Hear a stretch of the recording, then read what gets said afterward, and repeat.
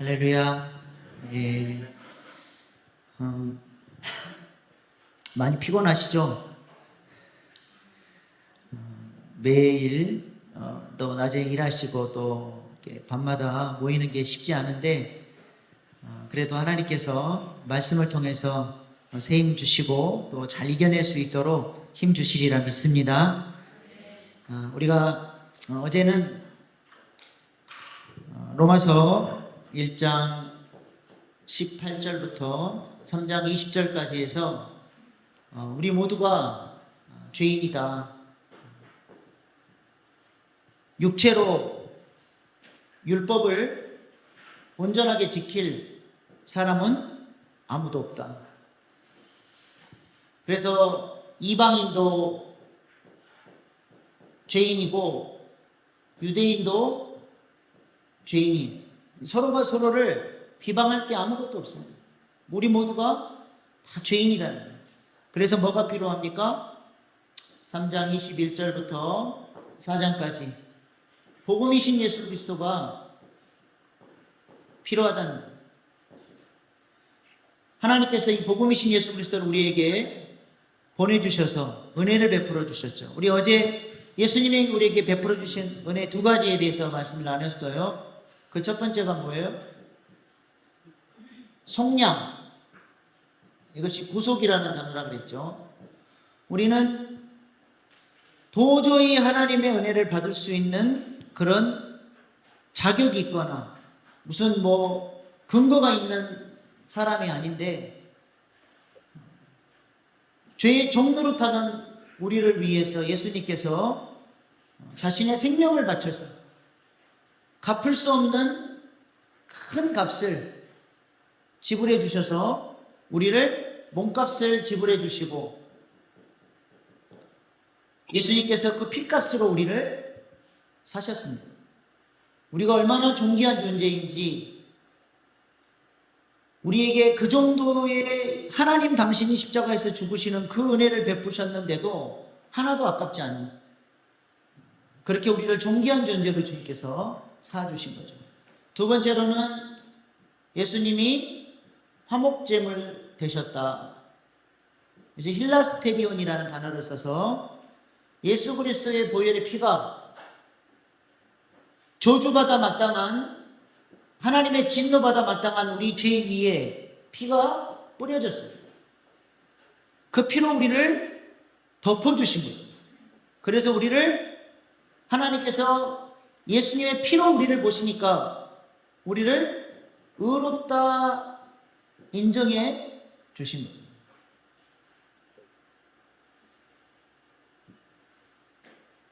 나 같은 죄인이 예수 그리스도의 보혈의 피로 의로워졌어요. 내가 스스로 생각해도 나는 의로운 존재가 아니야. 하나님 앞에 너무 방종했고 내 마음 내 뜻대로 살았고 하나님을 대적하고 하나님 없이 살았던 나를 예수 보혈로 덮어주셔서 나를 의롭다 인정해 주셨어요. 나 같은 죄인도 하나님이 용서해 주셨는데 우리가 누구를 비판합니까? 우리가 누구를 정죄할 수 있습니까? 주인이신 하나님이 그 사람을 의롭다 하십니다. 계속해서 지금 사도 바울은 이방인과 유대인의 서로가 서로를 정죄하고 있는 그 로마 교회를 향해서 계속 복음으로 메시지를 던지고 있는 거예요. 나 같은 죄인도 용서받았는데 우리가 누구를 정죄하겠냐. 그리고 마귀가 우리를 또 정죄하죠. 너는 더러운 존재고 하나님께 가까이 갈 수 없고 나는 네가 어떤 죄인인지 다 알고 있다. 너는 절대로 하나님의 사랑을 받을 수가 없고 하나님께 가까이 갈 수 없는 죄인이라고 참소하고 정죄하는데 우리는 예수 그리스도의 보혈의 피로 의롭다 하심을 받은 존재가 됐기 때문에 사탄을 향해서도 우리가 큰 소리 쳐야 돼요. 헛소리 하지 마. 하나님이 나를 의롭다 하셨다. 예수 그리스도의 보혈의 피가 나를 덮어주셨다. 그래서 하나님의 영광이 이 예수 그리스도의 보혈의 피를 통해서 나에게 임재하시는 거예요.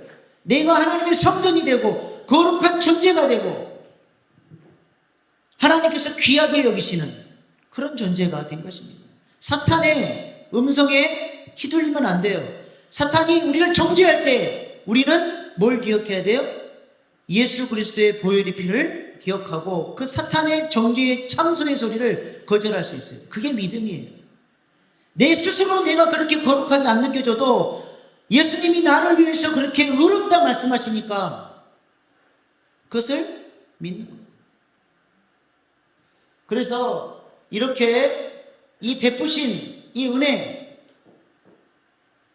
은혜가 나에게 적용되는 방법이 뭐예요? 그게 믿음이에요. 그래서 그 로마서 3장 27절로 31절 말씀 같이 읽겠습니다. 로마서 3장 27절로 31절 시작. 그런즉 자랑할 데가 어디 있느냐? 있을 수 없느니라. 무슨 법으로느냐? 행위로냐? 아니라 오직 믿음의 법으로니라. 그러므로 사람이 의롭다 하심을 얻는 것은 율법의 행위에 있지 않고 믿음으로 되는 줄을 우리가 인정하노라. 하나님은 다만 유대인의 하나님이시냐? 또한 이방인의 하나님은 아니시냐? 진실로 이방인의 하나님도 되시느니라. 할례자나 믿음으로 말미암아 또한 무할례자도 믿음으로 말미암아 의롭다 하실 하나님은 한 분이시니라. 그런즉 우리가 믿음으로 말미암아 율법을 파기하느냐? 그럴 수 없느니라. 도리어 율법을 굳게 세우느니라. 자, 지금 읽은 말씀에서 두 가지 키워드를 찾을 수 있는데 믿음과 율법이에요.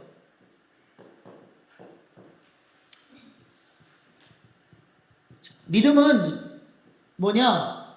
이 은혜를 받아들이는 거예요. 믿음의 첫 번째 의미는 그대로 하나님께서 말씀하시는 것을 인정하는 거예요.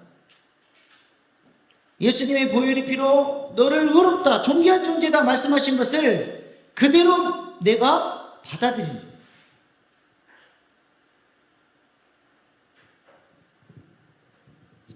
그래서 우리가 어떻게 구원을 받아요? 믿음으로 말미암아 구원을 받죠. 하나님께서 우리를 구원하시기 위해서 모든 것을 다 준비해 주셨어요. 그리고 문 밖에 서서 문을 두드리는 거예요. 누구든지 문을 열면 내가 그에게로 들어가겠다. 그것을 믿음으로 받아들이는 행위를 뭐라 그래요? 영접한다 그러죠. 영접한다. 주님께서 행하신 일을 그대로 받아들이는 거예요. 우리 저기 지나자면 볼펜 한 번 줘봐요. 볼펜. 네. 왜 줬어요? 제가 달라고 그랬으니까 다시. 살아있는 인격이니까 내가 달라고 그러면 주잖아요. 영접을 하면 하나님께서는 살아계셔서 그 순간 나에게 영원한 생명으로 구원의 역사를 이루어 주시는 거예요. 믿음은 주님께서 나를 의롭다 하셨다 이것을 그대로 받아들이는 거예요.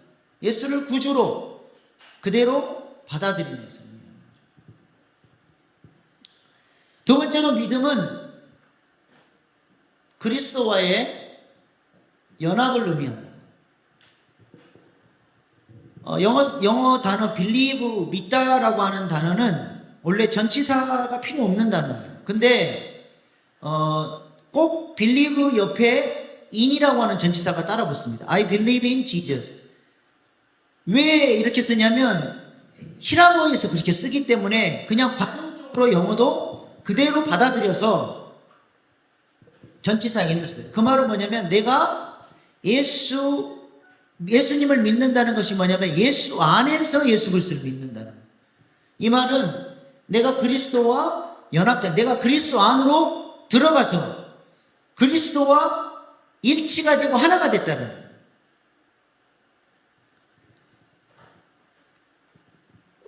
그래서 우리 장로교회 아버지인 칼빈 선생님은 우리가 믿음으로 말미암아 예수 그리스도의 의가 우리에게 전가된다 그러잖아요.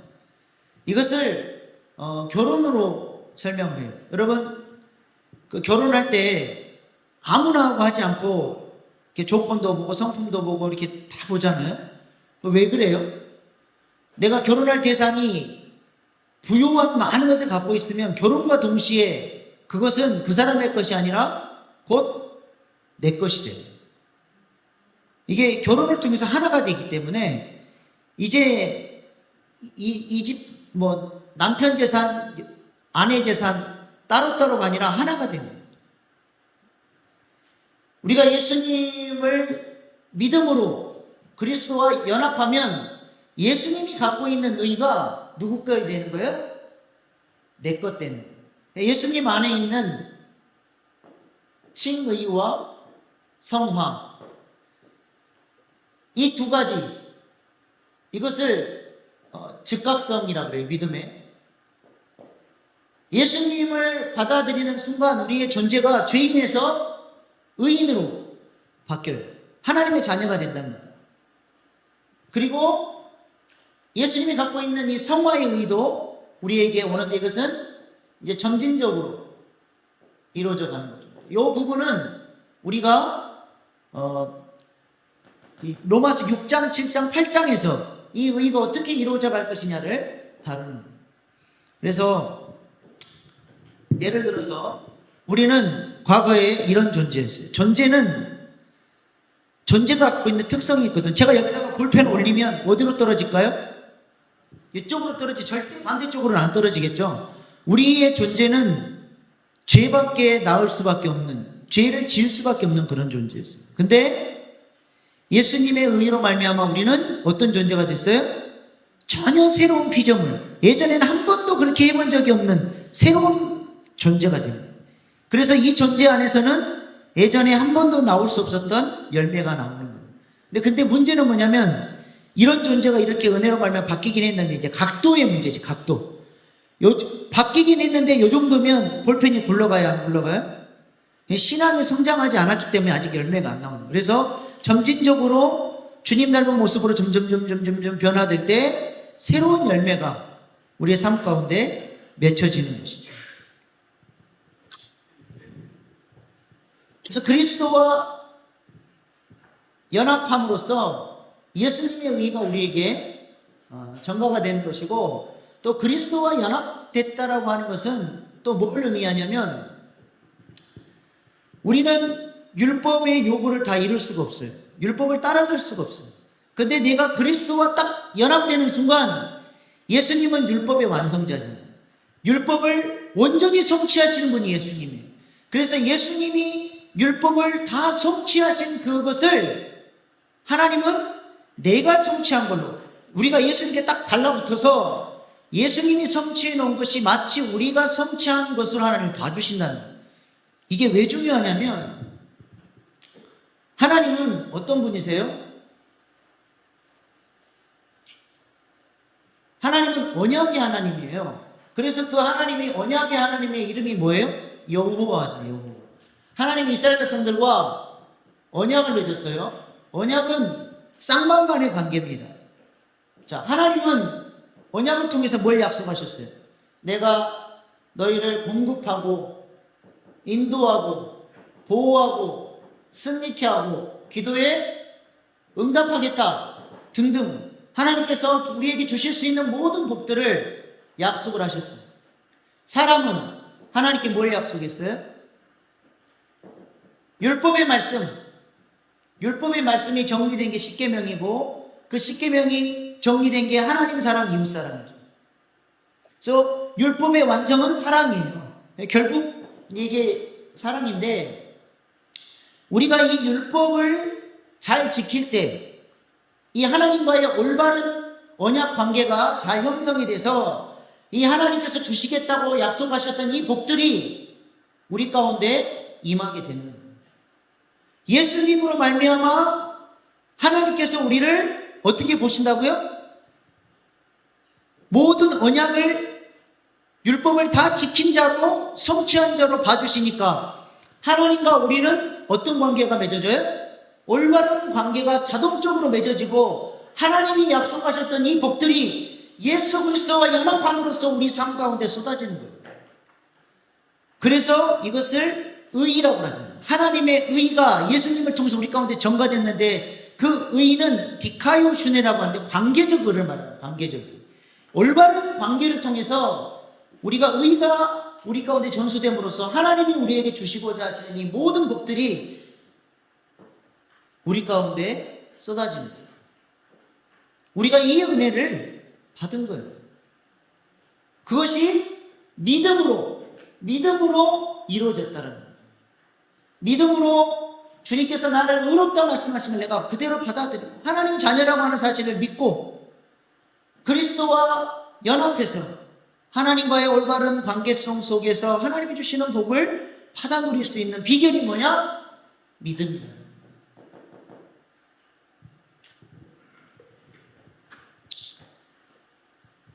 이러한 구원의 은혜를 통해서 우리가 믿음으로 이 놀라운 은혜를 받게 되는데 이 안에 우리의 행위나 공로가 있어요, 없어요?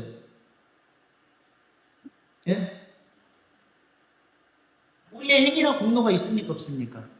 없어요. 자, 율법도 우리가 완성한 게 아니라 예수님이 은혜로 다 이루어주셨죠. 우리의 공로는 아무것도 없는 거예요. 어떤 사람들은 근데 그래도 우리가 믿지 않았냐? 우리가 예수님을 믿기로 작정한 것의 공로가 되지 않냐라고 얘기하는데 그건 안 되는 거예요. 자, 예를 들어서 제가 오늘 큰맘 먹고 우리 집안에 대대로 유산으로 물려받는 이만큼 큰 황금 덩어리를 제가 갖고 왔어요. 여러분 중에서 제가 한 명을 선택해서 주기로 결정을 했는데 내 진화자매를 선택을 했어요. 오늘 찬양인도 너무 잘해가지고 그래서 한번 받아봐. 이러면 여러분들이 어때요? 진화자매한테 뭐라고 그럴 것 같아요? 손을 내민 공로로 황금 덩어리 받아서 좋겠다 그래요? 아니면 목사님이 왜 진화자매를 특별히 선택을 해서 황금 덩어리를 받아서 좋겠다 부러워하겠어요? 손을 내밀게 공로가 될 수가 없는 거예요. 이 진화자매가 황금 덩어리를 받아놓고 돌아다니면서 내가 손을 내민 공로로 이거 받았다? 그럼 도둑놈 되는 거예요. 이 공로가 될 수가 없는 거예요. 하나님의 은혜와 우리가 손을 내밀어서 믿음으로 반응한 것은 비교할 수가 없는 거예요. 그래서 우리의 어떠한 행위나 어떠한 공로가 이 은혜 안에 들어갈 수가 없다라고 하는 것을 사도 바울이 강조를 하는 거예요. 그래서 유대인들 너희들의 행위를 강조하는데 그것들이 아무것도 아니라 우리는 오직 믿음으로 말미암아 구원을 받는다. 그것을 이야기합니다. 그러면 우리가 믿음으로 말미암아 구원을 받았는데 내가 구원받은 사람이라는 것을 어떻게 알아요? 내가 구원받은 사람인 걸 어떻게 합니까? 어떻게 알아요? 내 안에 계신 성령님이 증거가 되는 거예요. 그래서 고린도전서 12장 3절 말씀 한번 같이 읽겠습니다. 시작. 그러므로 내가 너희에게 알리노니 하나님의 영으로 말하는 자는 누구든지 예수를 저주할 자라 하지 아니하고 또 성령으로 아니고는 누구든지 예수를 주시라 할 수 없느니라. 내 안에 생명으로 와 계신 성령님이 나에게 구원의 증거가 됩니다. 이걸 모르고 구원파가 찾아와가지고 구원 받았어요? 받은 것 같아요. 언제, 몇 날, 몇 시에 받았어요? 이러면 이제 헷갈리기 시작합니다. 이미 내 안에 성령님이 와 계세요. 그래서 예수님을 주라고 고백하고 어때요? 생명의 역사가 나타난단 말이에요. 하나님을 사랑하고 싶고 찬양하고 싶고 주님을 알고 싶고 이것이 성령이 아니고서는 절대 일어날 수 없는 일이에요. 그게 구원받은 증거가 되는 겁니다.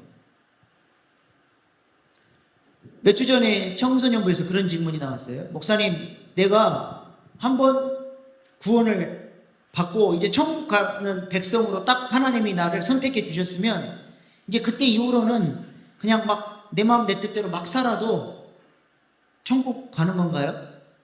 뭐라고 대답해야 돼요? 네? 이것을 예수님한테 물어봤다면 예수님은 그럴 것 같아요. 내가 생명 열매로 열매로 그 나무를 안다고 몇 번이나 말하잖아요. 그 나무에 어떤 열매가 맺히느냐가 그 나무의 정체를 보여줘요. 그 사람이 나는 구원받았다고 생각을 하는데 죽을 때까지 죄가 졌고 계속 죄 가운데 살아도 아무렇지도 않아. 그리고 막 죽을 때까지 평생 내 마음 내 뜻대로 살았어요. 그럼 그 사람은 열매로 그 사람을 아는 거예요. 구원받았다고 본인이 착각한 거지 구원받은 사람이 아닙니다. 구원받은 사람은 절대로 그렇게 살 수가 없어요. 구원받은 사람은 죄를 지을 때 어때요? 너무 행복합니까?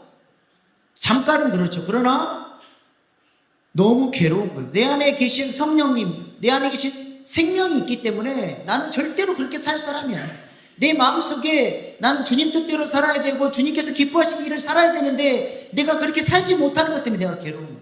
그래서 제일 불쌍한 사람이 뭐냐면 그리스도인이 됐는데도 주님께서 원하시는 삶의 열매를 못 내놓는 사람. 그래서 계속 죄를 그리워하지만 세상 사람들처럼 세상에서 막 죄를 짓고 살 수도 없고 또 그렇다고 교회에 와서 다른 사람들처럼 신령한 은혜를 공급받고 기쁘게 살아가지도 못하고 제일 불쌍한 사람이에요. 구원받은 사람은 절대로 그렇게 살 수가 없습니다. 그래서 내 안에 계신 성령님이 우리에게 구원의 증거가 되는 것이죠. 그래서 구원받은 사람에게는 분명한 두 가지 변화가 나타나는 거예요. 첫 번째가 존재론적인 변화예요. 어떤 우리의 존재가 어떻게 달라졌어요? 하나님을 사랑하게 되죠. 하나님을. 그래서 관계유기적 하나님의 형상을 이루게 되잖아요. 어제 말씀드렸던 것처럼. 또 하나님을 의지하며 살아가요. 하나님의 은혜 없이는 살 수 없는 사람이에요. 그리고 하나님께서 주시는 권세를 가지고 자녀의 권세를 누리며 승리하며 하나님 나라를 확장하는 일에 쓰임받는 존재로 변화가 나타나는 거예요. 또 인식론적인 변화가 나타나죠. 예전에는 이 땅의 것이 전부였어요. 그러나 신령한 세계가 있다는 것을 보게 돼요. 예전에 볼 수 없었던 것을 보게 돼요. 그래서 그것을 믿음으로 바라보며 하나님께서 상 주시는 것을 믿음으로 바라보며 이 땅에서 하나님 나라를 위해서 헌신할 수 있는 사람이 돼요. 보는 게 달라졌거든. 추구하는 게 달라졌거든.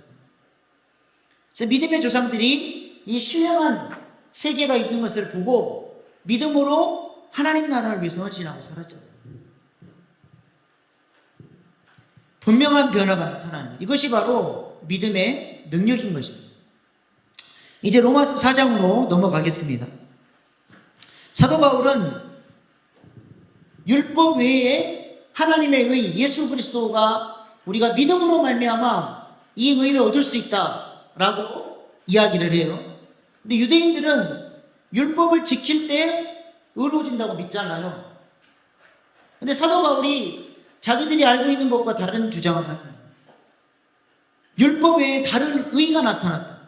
그러면 유대인들이 질문할 거 아닙니까? 그 당신 생각 아닙니까? 사도 바울이 뭐라 그래요? 로마서 3장 21절 말씀. 한 목소리로 같이 읽겠습니다. 시작. 이제는 율법 외에 하나님의 한 의가 나타났으니 율법과 선지자들에게 증거를 받은 것이라. 이거는 내 생각이 아니라 율법과 선지자들에게 증거를 받고 내가 얘기하는 거다. 율법과 선지자가 뭐예요? 한마디로 말하면 구약 성경이에요. 율법은 모세오경이고 선지자는 선지서입니다. 구약 성경에서 율법 외에 또 다른 의의를 얘기했다는 거예요. 그리고 3장이 끝나버려요. 그럼 4장 내용은 뭐겠어요? 구약의 율법 외에 하나님의 의가 나타난 것을 얘기를 해주겠죠. 그래서 로마서 4장에는 누구 얘기가 나와요? 아브라함 이야기가 나오는 거예요. 자, 이스라엘 백성들이 율법을 언제 받았어요? 시내산에서 받았죠. 율법으로 말미암아 의로워진다고 한다면 그럼 율법을 받기 전에는 의로워진 사람이 한 명도 없겠네? 지금 사도 바울이 그 얘기를 하는 거예요. 근데 율법을 받기 전에 누가 의로워졌어요? 아브라함이 의로워졌어요. 어떻게 의로워졌나요? 창세기 15장 6절. 시작. 아브라함이 여호와를 믿으니 여호와께서 이를 그의 의로 여기시고. 아브라함이 뭘 믿었습니까? 네, 여호와를 믿었는데 여호와는 하나님의 언약을 말하는 거잖아요. 그 언약이 뭐예요? 내가 너로 큰 민족을 이루게 하겠다. 내가 땅 줄게. 이게 뭐예요? 하나님의 형상과 통치권이죠. 우리 어제 얘기했던 하나님의 형상, 통치권, 이게 이제 창조의 목적이라고 말씀드렸어요. 이 똑같은 복을 줬는데 아브라함이 이것을 믿음으로 말미암아 의로워진 거예요. 봐라, 아브라함이 무슨 행위로, 율법으로 의로워졌냐? 하나님을 믿고 그 언약을 믿었더니, 하나님의 말씀을 믿었더니 의로워진 거 아니냐? 사도 바울이 그 증거를 대는 거예요. 그랬더니 유대인들이 뭐라 그래요? 그래요. 그러면 할례를 받아야 될 거 아니야? 할례로 의로워지는, 아브라함은 할례 받았는데 할례를 받아야 의로워지는 거 아니냐? 근데 할례는 언제 받았어요? 아브라함이 의로워졌다라고 얘기한 것은 15장이고 할례는 몇 장에 받아요? 17장에 나와요. 그러니까 의로워진 다음에 할례를 받았어요. 이거 사도 바울이 이것을 증거로 얘기를 하는 거예요. 할례가 뭡니까? 우리 아이들, 남자아이들 포격 수술하는 게 할례예요. 왜 하나님이 할례를 명하셨어요? 아브라함이 믿었지만 아직 믿음이 연약해. 그래서 자기가 자꾸 나이가 들어가고 힘이 빠지니까 아직 좀 힘이 있을 때 하갈을 통해서 이스마엘을 낳았거든요. 하나님이 이게 너무 속이 상하셨어요. 그리고 아브라함에게 할례를 명하셨어요. 네가 믿고 의지하는 그 힘, 그거 자르라는 거예요. 왜 하필 거기를 자르라고 그랬냐? 네가 믿고 의지하는 그 힘을 잘라내라는 거예요. 그래서 사도 바울이 이 육신의 할례가 중요한 게 아니라 무슨 할례가 중요하다? 마음의 할례가 중요하다. 내가 내 힘으로, 내 능력으로 살아가는 것이 아니라 내 마음의 할례를 받아서 나는 하나님이 없이는 살아갈 수가 없습니다. 하나님의 은혜가 없이는 살아갈 수가 없습니다. 전적으로 하나님께 순복하는 것이 마음의 할례. 그래서 이 할례가 어떤 행위로서의 의의가 되는 것이 아니라 아브라함은 믿음으로 의로워졌다라고 하는 것을 이야기를 하는 거예요. 그래서 말씀 한번 보십시다. 4장 3절 말씀, 로마서 4장 3절. 성경이 무엇을 말하느냐? 아브라함이 하나님을 믿음에 그것이 그에게 의로 여겨진 바 되었느니라. 9절 10절. 그런즉 이 복이 할례자에게냐 혹은 무할례자에게냐? 무릇 우리가 말하기를 아브라함에게는 그 믿음이 의로 여겨졌도다 하노라. 그런즉 그것이 어떻게 여겨졌느냐? 할례시냐 무할례시냐? 할례시가 아니요 무할례시니라. 무할례 때 의로워졌다는 얘기를 하죠. 그러면서 11절 말씀. 그러면 아브라함이 누구의 조상이냐 물어보는 거예요. 누구 조상이에요? 아브라함이 누구의 조상이에요? 할례를 받은 자나 유대인이나 무할례자 이방인이나 믿음으로 말미암아 의로워진 사람들은 다 아브라함의 후손이라는 거예요. 아브라함은 믿음으로 말미암아 의로워진 사람의 조상이라는 거예요. 그 사람이 유대인이든 이방이든 종이든 자유이든 상관없다는 거예요. 믿음으로 말미암아 의로워진다라고 하는 사실을 4장에서 사도 바울이 강조를 하고 있는 것입니다. 그리고 5장으로 넘어가겠습니다. 여러분 교재 14페이지입니다. 5장은 무슨 내용이냐? 이렇게 믿음으로 말미암아 의로워진 자, 하나님의 구원을 경험한 사람은 이제 어떻게 살아야 하느냐? 그 신자가 된 사람의 삶의 목표에 대해서 지금 이야기를 하고 있습니다. 구원받은 사람은 어떻게 살아야 되느냐? 오늘 우리가 로마서 5장 1절로 6절 말씀을 읽었는데 이것은 구원받은 사람이 누리는 복을 이야기하고 있습니다. 첫 번째 뭐예요? 하나님과 화평을 누리고, 두 번째 은혜에 들어가죠. 세 번째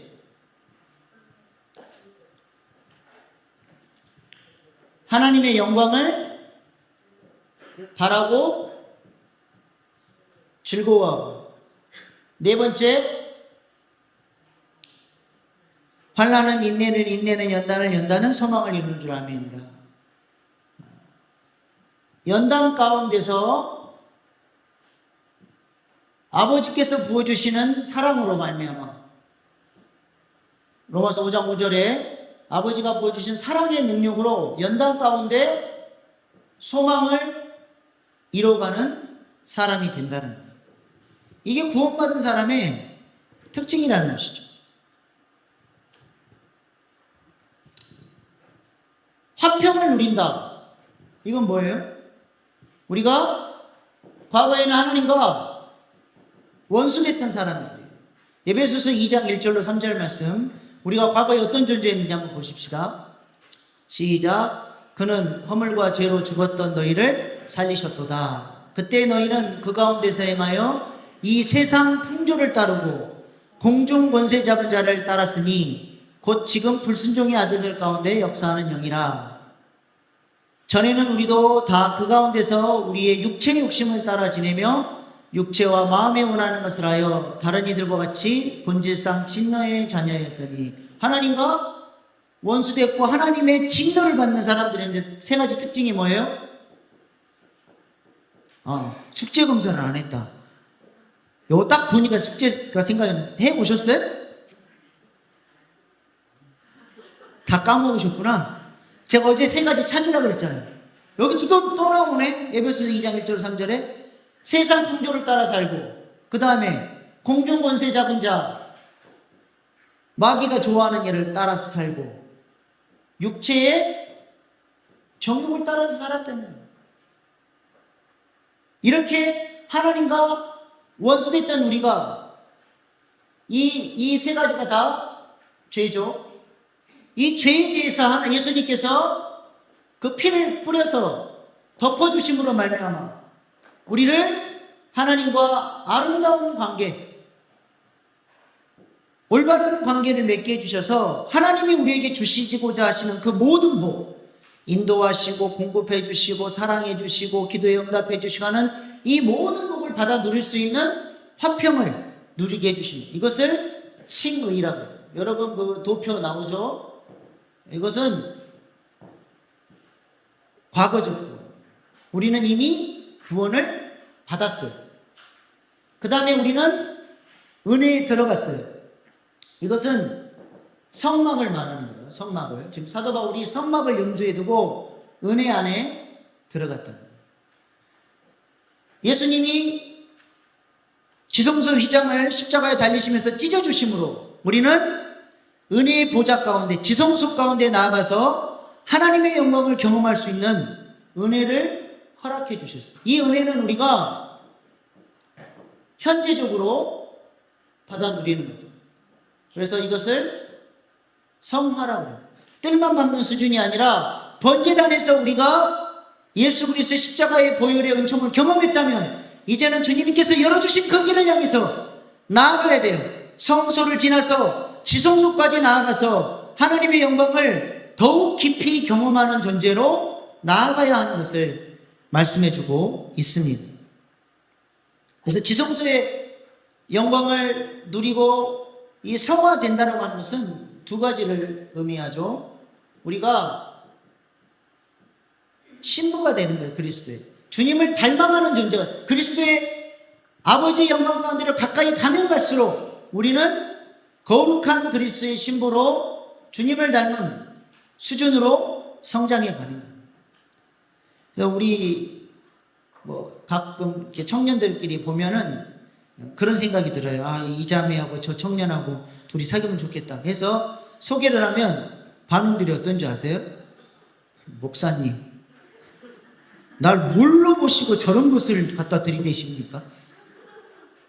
자기랑 수준이 안 맞는다는 거예요. 결혼은 어때요? 수준이 맞아야 하는 거죠. 자기들은 다 고상하고 남들은 아주 그냥 다 우습게 보이는 거지. 우리 신랑 되신 예수님은 수준이 하늘이에요. 우리는 어때요? 그리스도의 신부로 준비되어져 가야 돼요. 점점 성장해 가야 하는 것이죠. 그래서 아가서에 보면 신랑과 신부가 둘이 수준 차이가 엄청나게 나잖아요. 솔로몬 왕과 시골 촌뜨기. 솔로몬이 그렇게 많은 여자들이 솔로몬을 흠모하고 어떻게 한번 솔로몬의 눈에 한번 들어볼까, 그 많은 그 인기남, 그 매력남이 눈이 어떻게 됐는지 아무도 거들떠 보지 않는 시골 촌뜨기 새까맣게 탄 그 여자를, 볼품없는 여자를 사랑해버렸어요. 이 엄청난 기적 아닙니까? 이게 예수님이 우리를 그렇게 사랑해 주셨다는 걸 묘사하는 거죠. 근데 그 신부의 수준이 처음엔 너무 낮아. 근데 이 신부가 점점 성장해 가요. 그래서 어느 날 신랑이 신부의 내면 세계를 다 열어봤는데 세상에 신부의 마음속에 약초가 있고 각종 과실이 있고 또 뭐 꿀이 흐르고 사람 몸에 좋은, 사람을 살릴 수 있는 각양각색의 좋은 것들이 많이 맺혀 있는. 그 비결이 뭐냐 봤더니 신부의 내면 세계 중심에 뭐가 있어요? 마르지 않는 샘물이 있어서 신랑으로부터 계속적으로 날마다 공급받는 그 샘물이 이 신부의 내면 세계를 적셨더니 사람을 살리고 사람에게 치유를 주고 사람을 회복시키는 수많은 열매들이 맺혀요. 그래서 신랑이 너무 좋아서 이 신부의 동산을 열고 친구들하고 와서 먹어라. 이 신부를 자랑하고 사람들을 살리는 일에 신랑이 이 신부를 사용하는, 우리가 그런 존재로 성장해 가야 하는. 저는 이런 사람을 좋아해요. 딱 만나서 대화해보고 교제해보면 벌써 오는 영감이 있잖아요. 그 권사님만 만나면 몇 마디 안 나눴는데도 마음이 따뜻해지고 나도 저분처럼 하나님을 사랑하고 싶고 그렇게 주님 위해서 살고 싶은 그런 마음이, 이 사람에게는 그런 능력이 있는 거예요. 힘이 있는 거예요. 우리 부모님들이, 여러분들이 자녀들에게 그런 존재가 돼야 돼요. 여러 말 하지 않아도 한마디 탁 던졌을 때 그것이 자녀의 마음에 꽉 꽂혀서 삶의 기준이 돼요. 그 말씀이 그 자녀들을 붙잡아주는 그런 능력의 말씀, 살리는 능력, 이 신부의 내면세계 흐르는 은혜 때문입니다. 우리가 이 성화의 과정을 이뤄가야 돼요. 그리고 이 성화의 과정, 신부로 자라가면 자라갈수록 우리 안에 뭐가 생겨나요? 세상이 알 수 없는 기쁨이 생겨난다. 기쁨이. 우리가 예수님을 만난 첫사랑의 기쁨들이 있습니까? 예수님을 처음 만났을 때 그 기쁨, 감격. 저는 중학교 1학년 때 예수님을 인격적으로 만났는데, 와, 너무너무 세상이, 기도를 하다가 성령 체험을 하고, 얼마나 중학교 1학년 죄를 지었으면 얼마나 좋겠어요. 근데 막, 파노라마처럼 막 죄 지은 것들이 지나. 앉은 자리에서 2시간을 눈물로 기도를 했는데 눈을 떠보니까 콧물이 땅바닥에 이렇게 연결되어 있더라고요. 엎어져서 기도를. 얼굴은 막 눈은 퉁퉁 부어져 막 코는 막 비벼가지고 막 난리가 났는데 성전 뒤에 있는 그 거울을 제가 나가면서 딱 봤는데 제 얼굴이 천사예요. 내가 봐도 내가 너무 이뻐 보이는 거예요. 그리고 성전 문을 열고 나갔는데 날아다니는 새 한 마리, 떨어지는 낙엽까지도 은혜가 되고요. 얼마나 세상이 아름다워. 은혜 받은 사람의 기쁨이에요. 근데 그게 다예요? 시작의 첫 출발. 영생이 뭐라 그랬어요? 영생은 유일하신 하나님과 그가 보내신 자 예수 그리스도를 아는 거예요. 경험적으로 아는데 계속 하나님을 향해서 우리가 자라가면서 어제보다 오늘 또 새로운 기쁨을 느끼고 또 하나님을 새롭게 만나면서 또 새로운 기쁨을 느끼고 로마서 말씀 사기를 통해서 하나님을 또 새롭게 만나서 또 새로운 영적인 기쁨이 늘어나요. 영원 무궁토록 우리는 계속해서 기쁨 가운데로 하나님의 영광 가운데로 날마다 더 기뻐지는 삶으로 하나님 우리를 초대하신 거예요. 이게 영생입니다. 얼마나 놀라운 은혜입니까? 그래서 그 나라 가면 하나님 나라의 상급이 뭡니까? 하나님 나라의 상급. 레위 지파는 기업을 안 나눠줬어요. 다른 지파들은 다 기업의 땅이 있는데 레위 지파는 기업을 안 주시고 하나님은 뭐라 그랬어요? 레위 지파에게 뭐가 기업이라고 그랬어요? 레위 지파도 기업을 받긴 했어요. 뭐가 기업이에요? 하나님 당신이 기업이라고 그랬어요. 하나님 당신이. 우리가 하나님 나라 가면 받게 될 상급이 뭐냐?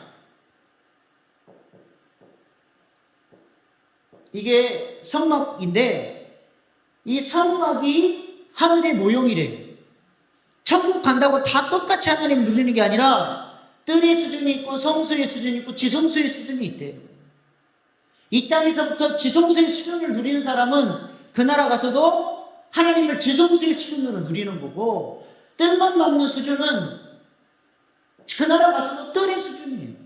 똑같이 하나님을 누린다 생각하면 안 돼요. 이 땅에서도 똑같이 예수님을 믿고 교회 다니지만 하나님을 누리는 수준이 다 다르잖아요. 레위 지파에게 하나님이 기업이 되신 거예요. 우리가 하나님 나라 가서 받게 될 상급이 하나님이에요. 우리가 받게 될 기업이 누구냐? 하나님이에요. 이 땅에서부터 이 믿음의 눈을 열어서 상주심을 바라고 하나님께 날마다 가까이 가면서 주님께서 주시는 기쁨을 누리는 존재로 하나님 우리를 불러주셨다는 것이죠.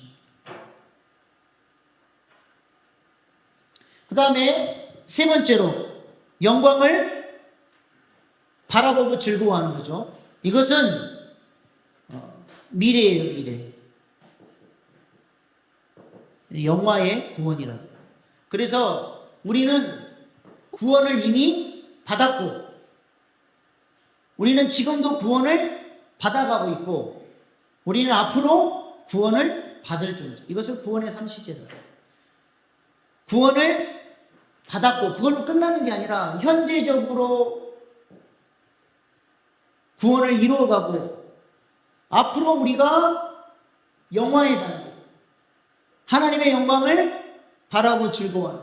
그래서 요한계시록에 보면 우리 성도들이 앞으로 가게 될, 우리가 어떠한 모습으로 서게 될지를 보여줘요. 하나님의 보호자 앞에서 24장로들이 면류관을 주님께 드리며 우리의 구원하심을 노래하고 감사하고 아버지의 영광을 직접 목도하면서 예배할 그날을 우리가 소망 중에 바라봅니다. 이 땅에서는 비록 고난도 당하고 어려움도 있지만 주님께서 우리를 그때 위로해 주시고 놀라운 상급으로 함께해 주실 것을 소망 중에 바랍니다. 또 구원받은 사람은 어때요? 연단 가운데서도 하나님께서 사람으로 이 사람을 도와주셔서 하나님이 기뻐하시는 사람으로 설 수 있도록 하나님이 이들을 연단시키시고 훈련시키십니다. 여러분, 이 연단이라는 단어가 도끼몬이라는 단어를 쓰는데, 도끼몬이 무슨 단어냐면 이렇게 용광로가 있잖아요. 여기에다가 금광석을 집어넣어요. 그러면 뜨거운 불이 밑에서 이렇게 타잖아요. 그러면 여기가 도끼몬, 금은 가라앉고 불순물은 이걸 드루스라고. 불순물은 빠져나가고 온전한 순금, 이것이 도끼몬이에요. 이 도끼몬이라는 단어는 증명됐다는 거예요. 연단을 통해서 정금과 같이 하나님은 우리 안에서 이것을, 이 도끼몬을 뽑아내기를 하나님 원하십니다. 그래서 에베소서 2장 10절 말씀 제가 안 드렸나요? 하나님께서 우리를 그가 만드신 바라, 이것은 작품을 말해요. 작품. 상품과 작품의 차이가 뭐예요? 상품은 막 찍어내는 거지만 작품은 심혈을 기울여서 작가가 만들어내는. 하나님이 우리를 이런 도끼몬, 작품으로 만드시기 위해서 하나님의 사랑으로 우리를 연단에 가시는데 이 믿음의 사람들은 그 연단의 과정들을 인내하고 주님께서 주시는 기쁨으로 이것들을 넉넉하게 소망 중에 승리하게 된다는 거죠. 그래서 믿음의 사람들은 보면 다 훈련의 시간들을 통과했습니다. 요셉은 17살에 종으로 팔려갔다가 30세에 총리가 되기까지 13년이나 노예로서 훈련을 받아야 했어요. 모세는 40년은 애굽에서, 애굽 궁궐에서 40년은 광야에서 도합 80년간 하나님의 지도자로 성장하도록 하나님께서 이 도끼몬을 뽑아내기까지 연단을 시키셨죠. 다윗은요, 다윗도 17살에 사울을 피해서 도망가서 광야 생활을 하고 30세에 왕으로 기름 부음 받기까지 13년간이나 훈련의 시간을 거쳐야 했습니다. 사도 바울도 마찬가지예요. 다메섹 도상에서 예수님을 극적으로 만났지만 바나바에 의해서 안디옥에서 사역하기까지 13년의 공백이 있습니다. 바울이 광야 연단의 시간이, 훈련받는 시간이 있었다는 거죠. 이러한 연단의 과정들을 통해서 하나님이 우리를 하나님의 사람, 그리스도의 신부로 우리를 세워가십니다. 그래서 하나님께서 여러분들을 훈련시키시려고 붙여주신 사람들이 있어요. 그런 사람들을 보고 훈련대장이에요. 훈련대장. 여러분의 훈련대장은 누굽니까? 훈련대장은 어떤 사람이냐? 자꾸 나를 열받게 하고 뚜껑 열리게 하고 염장 지르는 사람. 그 사람이 우리의 배우자일 수도 있고 우리의 자녀일 수도 있어요. 하나님은 우리의 배우자가 나를 훈련시켜서 도끼를 빼려고 하는데 들이받아버려요. 그러니까 하나님은 어떻게 해요? 배우자랑 똑같은 자식 새끼가 태어나가지고 위로 아래로 갈아버려요. 태권도 1단으로 안 되니까 태권도 3단, 5단, 8단. 하나님이 그렇게 훈련시키는 거예요. 야곱이 얼마나 하나님께 훈련을 받았습니까? 얼마나 훈련을 받았는지 나중에 바로가 보고 너무 나이 들어 보니까 당신의 나이가 몇 살입니까? 야곱이 뭐라 그래요? 우리 조상의 연조에 한참 못 미치지만 제가 험악한 세월을 살았습니다. 그래요. 험악한 세월. 왜 야곱이 험악한 세월을 살았어요? 하나님이 훈련시키려고 그러면 뺀질거리고 도망가버려. 다 들이받아. 훈련 대장들을 다 들이받고 이겨먹고 자신의 힘으로 살아요. 야곱은 JQ가 엄청 뛰어난 사람이에요. IQ는 인지능력, EQ는 감성지능, JQ는 뭘까요? 잔대가리 능력이에요. JQ가 얼마나 뛰어난지 하나님이 좀 손 좀 보려고 그러면 뭐 훈련 대장이고 뭐 다 뭐 삼촌이고 뭐 아빠고 뭐 형이고 다 제끼고 그 뛰어난 잔대가리로 뺀질뺀질 도망가요. 그러니까 광야가 점점 늘어나는. 이스라엘 백성들이 40년이나 광야에서 고난당할 이유가 없었어요. 우리 동생은 어릴 때 보면 머리가 진짜 빨라요. 딱 자기가 맞을 짓을 했으면 집안에 매가 될 만한 것을 다 숨겨버려요. 뭐 등극기부터 시작해서 뭐 파리채부터 다 숨겨버려요. 아빠가 뭐 매를 찾는데 매가 없어 때릴 줄 못하게. 그러면서 제 동생이 우리 아버지한테 그래요. 아빠 말로 합시다. 우리 아버지가 뭐라 그래요? 네가 말로 할 때 들었냐? 말로 할 때 들으면 광야가 40년까지 갈 이유가 없는 거예요. 하나님이 우리를 정말로 귀하게 쓰시기를 원하고 우리의 신교회를 정말로 하나님 나라를 위해서 귀하게 쓰시려면 이 도끼문이 나와야 되는데 그 도끼들이 안 빠집니다. 옆에 계신 분들에게 평생을 광야에서만 사시렵니까? 한번 물어보세요. 평생을 그렇게 뺀질거리면서 광야에서만 사시렵니까? 하나님께 정말로 사여 쓰임도 못 받고 그렇게 살고 싶으세요?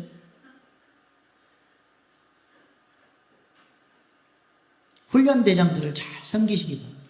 그 사람이 직장 동료일 수도 있고 교회 모 집사일 수도 있고,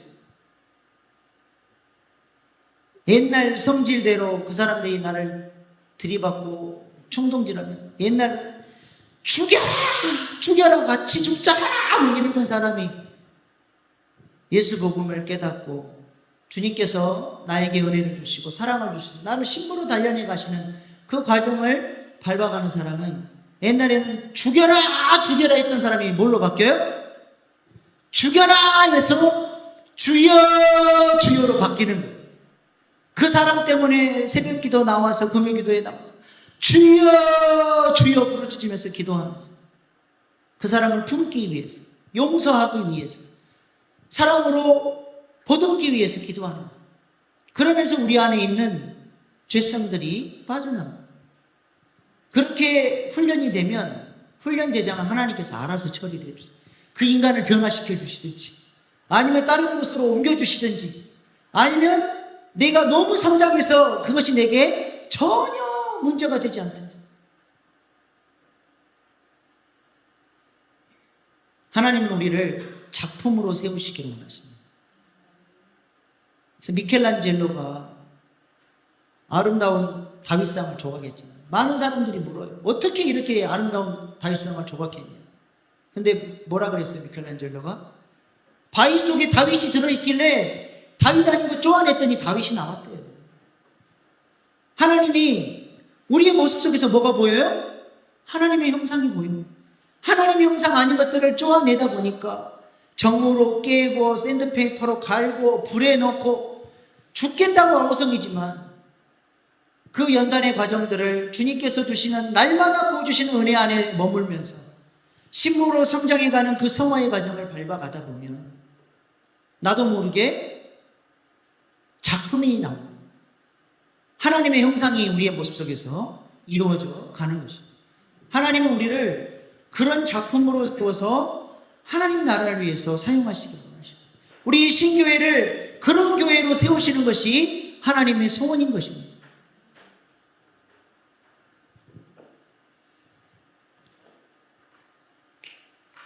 하나님은 우리를 걸작품으로 세우시기를 원하시는 것이죠.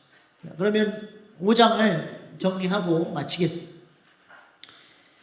아이고, 오늘도 집에 가서 혼나게 생겼네. 그렇게 설교 짧게 하라고 막. 제가 지금 저희 이제 조금만 더 가면 이제 꽃이 피기 일보 직전이에요. 얼마 직장에서 다들 피곤해서 힘들어 죽겠는데 뭔 놈의 설교를 이렇게 길게 하냐고. 죄송합니다. 네, 5장을 정리하고 마칠게요. 여러분 그 밑에 그 도표 보시면 그 도이벨트라고 하는 신학자가 창조, 타락, 구속, 완성으로 기독교 세계관을 정리를 했어요. 하나님께서 우리를 하나님의 형상으로 창조하셨고 통치의 권세를 주셨죠. 근데 죄가 들어오면서 예수님이 뭐라 그랬어요? 네 아비가, 그 타락한 죄인들을 향해서 너희 아비가 마귀다. 하나님의 씨, 하나님의 생명을 소유했던 사람들이 타락하면서 마귀 생명을 받고 마귀가 통치하는 삶을 살아요. 통치권도 잃어버렸고 뭐예요? 죄와 사망의 지배 아래 살아갑니다. 근데 예수님이 이러한 우리들을 살려주시기 위해서 어떻게 오셨어요? 살아계신 하나님의 아들, 살아계신 하나님의 아들로 오셨다는 것은 하나님의 생명을 가지고 오셨다는 거예요. 하나님의 씨. 그래서 저희 아버지가 박씨니까 제가 아버지로부터 박씨를 물려받아 박강민이 됐잖아요. 그래서 이 살아계신 하나님의 아들로 생명을 가지고 오신 거예요.